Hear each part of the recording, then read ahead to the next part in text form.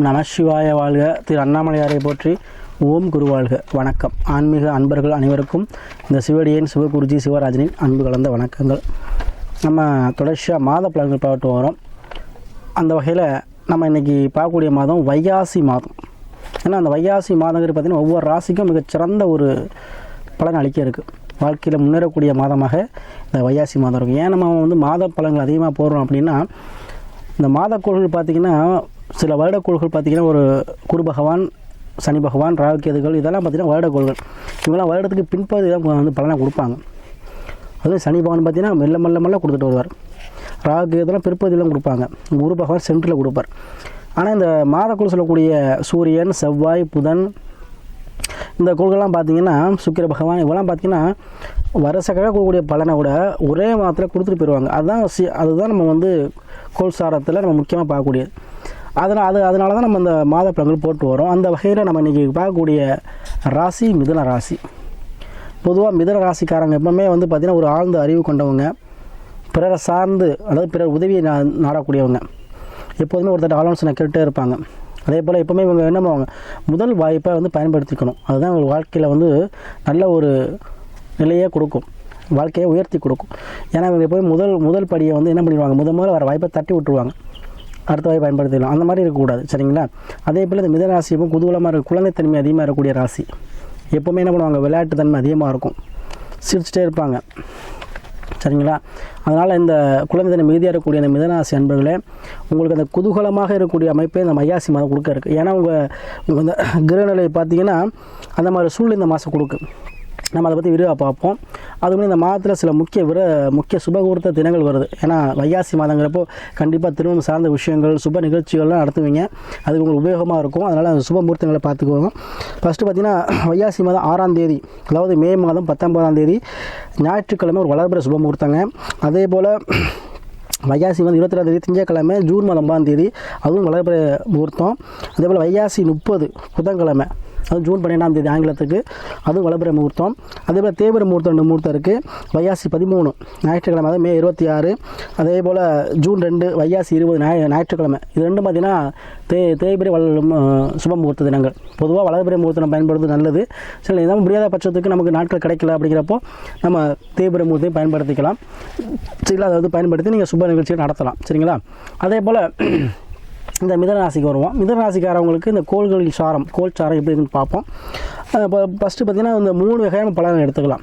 முதல்ல ராசி அதிபதி நின்ற இடம், அதுதான் ஃபஸ்ட்டு ப்ரிஃபரன்ஸ் கொடுக்கணும். அடுத்து நம்ம அந்த ராசியில் உட்கார்ந்த கிரகங்கள், மற்றபடி மற்ற இடத்துல உள்ள கிரகங்கள் எடுத்துக்கலாம். இப்போ நம்மளுடைய ராசி அதிபதி சொல்லக்கூடிய புதன் பகவான் பார்த்திங்கன்னா மேச ராசியில் சுக்கிர பகவான் புதன் சேர்ந்து 11 இடம், உங்களுடைய ராசிக்கு 11ஆம் பாவத்தில் வெற்றி பாவத்தில் அமர்ந்திருக்கார்.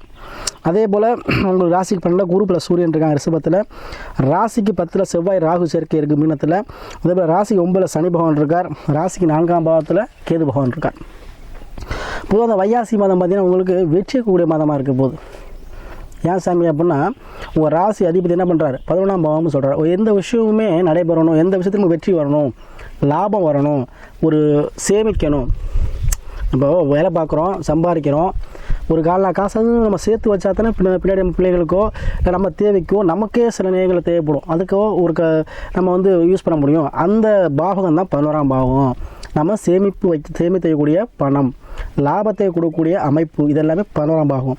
அதில் முக்கியமாக வெற்றி, எந்த விஷயத்தை எடுத்தாலும் வெற்றி பெறணும், சரிங்களா? ஒரு கேஸாக இருக்கலாம், இல்லை ஒரு போட்டியாக இருக்கலாம், இல்லை ஒரு தொழில் பிஸ்னஸாக இருக்கலாம், சரிங்களா? எந்த ஒரு காம்படிட்டிவ் எக்ஸாம், அதே போல் ஒரு காம்படிட்டிவ் ஒரு போட்டி தன்மை, இதெல்லாம் வெற்றி வரணும்னா அது 7ஆம் பாவத்தோடு இல்லாமல் வர முடியாது. அப்போ உங்களுக்கு என்ன ஆகும், 16ஆம் பாவம் வெற்றி பாவம். அப்போ இந்த மாதம் உங்களுக்கு அனைத்திலும் வெற்றி கொடுக்கக்கூடிய மாதமாக இருக்க போகுது. அது எந்த விஷயமாக இருக்கலாம். நீங்கள் பிஸ்னஸ் பண்ணுறதா இருந்தாலும் சரி, இல்லை ஒரு திருமணம் சார்ந்தது தடை தாமதமாக இருந்தாலும் சரி, இல்லை ஒரு வீடு கட்டுற அமைப்பு, வீடு கட்டுற சாமி, அஷ்டமச்சனையில் பாடுபட்டுட்டேன், வீடு வாசல் விற்றுட்டேன், அவமானம் பட்டுட்டேன், உறவினர் இருந்தால் பகையாகி போச்சு, எல்லாமே வாழ்க்கையில் வெறுத்து போய் வாழ்க்கைனா என்னன்னு தெரிஞ்சுக்கிட்டு இப்போ கடைசி நிலையில் ஏதோ ஒரு என்ன சொல்லுவாங்க, 100க்கு 20% ஓரளவு நிம்மதியாக இருக்கிறேன் அப்படின்னு சொல்லக்கூடிய மிதுன ராசி அன்பர்களுக்கு இந்த மாதம் எல்லாமே உங்களுக்கு சக்ஸஸ் ஆக போகுதுங்க, சரிங்களா? அதே போல் எல்லா விஷயமும் உங்களுக்கு மாறக்கூடிய மாதமாக இந்த மாதம் இருக்க போது. ஏன்னா 11ஆம் பாவத்தில் புதன் பார்க்கும்பொழுது உங்களுக்கு கண்டிப்பாக அனைத்தும் சாதகமாக அமையக்கூடிய சூழ்நிலை அமைப்பு பெற்று தரும். அதுவும் உங்களுக்கு ராசிக்கு 4 கூடியவர் 11 இருக்கார். வீடு சம்பந்தமாகட்டது, இடம் சம்பந்தப்பட்ட பிரச்சனை, வீட்டில் உள்ள பிரச்சனை. ஏன் அந்த வீடு பிரச்சனை நான் பேசினேன் அப்படின்னா, உங்களுக்கு வீடை முன்னிட்டு லாபம் கிடைக்க போதுங்க. ஒருத்தருக்கு வந்து வீடு கட்டியிருப்பார் அஷ்டம ஞானத்தில். வீடு என்ன இங்கே எந்த விஷயமும் ஒரு தொட்டாலாம் செலவாகிருக்கும். அப்போது வீடு வசம் கட்ட ஆரம்பிச்சிருப்பீங்க. நான் சென்ட்ரிங்களோ போட்டிருக்க மாட்டீங்க. சில சென்ட்ரி போட்டு பூசாமல் இருப்பீங்க. சில பூசி நிலையெல்லாம் வச்சுருப்பீங்க. இன்னும் பால் காய்ச்ச முடியாமல் சூழ்நிலை கூட இருக்கலாம். ஸோ அந்த மாதிரி உள்ளவங்களுக்கு என்ன போகுது, இன்றைக்கி இப்போ அந்த பிரச்சனைலாம் சால்வ் ஆக போகுது.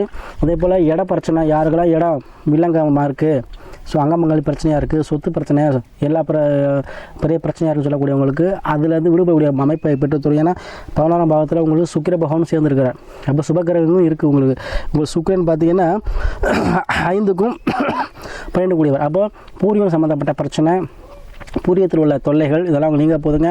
அங்காமங்காளி பிரச்சனைலாம் சீரப்போது உங்களுக்கு, சரிங்களா? அதே போல் நீங்கள் நினைத்த காரியங்களை நினைத்தபடி நிறைவேற்றக்கூடிய காலமாக இந்த காலம் அமையும்.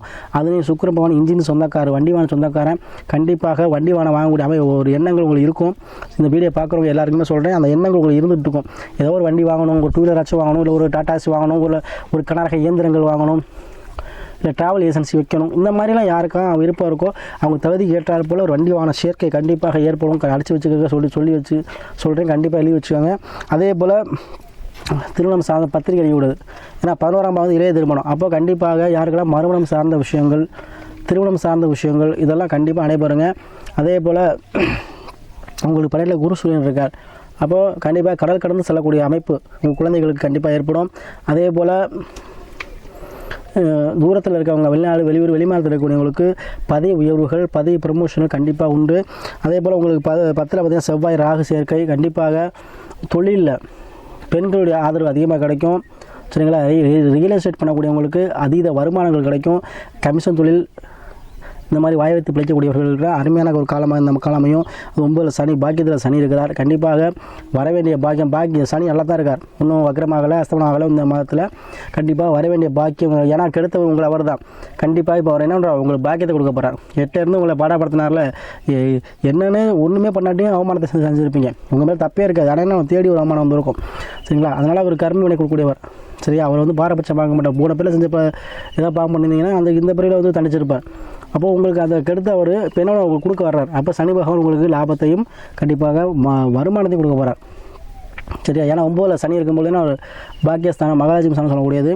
அப்போ கண்டிப்பாக உங்களுக்கு தேவையான அளவு வருமானத்தை கொடுக்கும். அதே போல் யாருக்கெல்லாம் வேலை வாய்ப்பு இல்லையோ கண்டிப்பாக வேலை வாய்ப்பு ஏதோ ஒரு வகையில் ப்ரைவேட்லையோ ஏதோ ஒரு வகையில் ஒரு வேலை வாய்ப்பு அமைக்கணும். ஏன்னா உங்கள் ராசி அதிபதி பலமாக இருக்கிறார். கண்டிப்பாக அதாவது நம்ம வந்து தெம்ப வைரக்கு ஒரு மன உறுதி, உடல் உறுதி இருக்கும்போது எத்தகைய ஒரு நிலையும் சமாளிக்கிற தன்மை நமக்கு வந்துடும்.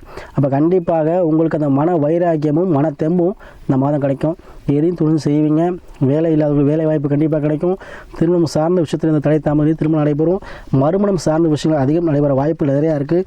பூர்வீக சொத்தில் பிரச்சனை, பூர்வீக சொத்தில் பிள்ளைங்க, கோர்ட்டு கேஸ் பிரச்சனை எதாக இருந்தாலும், அதாவது தந்தை சொத்தில் பிரச்சனை, பாட்டமன்றத்தில் பிரச்சனை, கோர்ட்டு கேஸ் நடக்குது சாமி, இந்த மாதம் ஃபேவட் ஆயிரும். கேஸ், கோர்ட்டு கேஸு பிரச்சனை இந்த மாதம் உங்களுக்கு ஃபேவட்டாக இருக்கும். அதே போல் வீடு வாச கட்ட உள்ள தடை தாமதங்களும் வீடு கட்டி ஹோமங்கள் பண்ணக்கூடிய, கணபதி ஹோமம் பண்ணக்கூடிய அமைப்பு இந்த மாதம் உங்களுக்கு உண்டு. அதனால் கண்டிப்பாக வந்து இந்த மாதம் உங்களுக்கு கடனை அடைச்சி உங்கள் நிம்மதியான வாழ்க்கை, உங்களுக்கு கை நிறைய பொருளாதாரம் குறைவில்லாத ஒரு மாதமாக இந்த மாதம் அமையப்போகுது. அதே போல் தொடர்ச்சியாக நமக்கு நிறைய பேர் மிதுனராசி அன்புகள் ஆதரவு கொடுத்துட்டு வரீங்க, ஜாதகங்கள் அனுப்பி. அதனால் மிதுனராசி அன்புகள் அனைவருக்கும் நன்றியை சொல்லி, அதுபோல் உங்கள் சுய ஜாதகத்தை பார்த்துக்காங்க. அதில் வந்து உங்களுடைய லக்கணங்கிறது உயிர், ராசிங்கிறது உடல், தசாபுத்தி நிலைகள். அப்போ தசாபுத்தி தான் மெயின், சரிங்களா? எந்த கிரகம் தசா நடத்துது, எந்த கிரகம் புத்தி நடத்துது, அப்போ அந்த கிரகத்துக்கு ஏற்றப்போ நம்முடைய செயல்களை மாற்றிக்கணும். அதுக்கு தான் தசாபுத்தியை பார்க்கணும். கண்டிப்பாக தசாபுத்தியை பார்த்து முடிவெடுங்க. வாழ்க்கையில் அனைத்துமே கிடைக்கும். இந்த மாதம் உங்களுக்கு எதை தொட்டால் வெற்றியாகக்கூடிய மாதம், பயப்பட வேண்டாம். வைகாசி மாதம் உங்களுக்கு அருமையான பொன்னான மாதங்க. எல்லா கவலையும் மறந்து நிம்மதியான வாழ்க்கையை கொடுக்கக்கூடிய மாதமாக இந்த மாதம் உங்களுக்கு அமையும்.